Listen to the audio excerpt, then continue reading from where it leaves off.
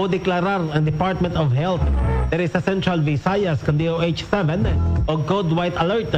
Ang maong Code White Alert status magsugod karong Mayo 9 hangtod na sa Mayo 13 alang sumaabot nga midterm national o local nga eleksyon.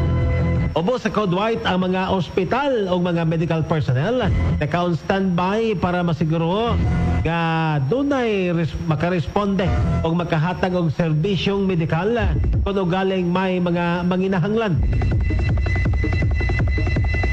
Sa pikas bahin, formal nga gilusad kagahapon sa buntag ang Cervical Awareness Month sa Vicente Sota Memorial Medical Center inubanan sa DOH-7.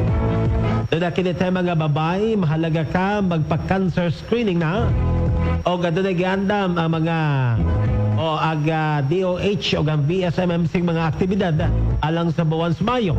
Ang cervical cancer ang ikaduha sa pila ka common nga cancer gatos kababaynan o base sa mga pagtuon adunay 12 ka mga kababaynan diri sa Pilipinas nga mamatay sa cervical cancer kada adlaw.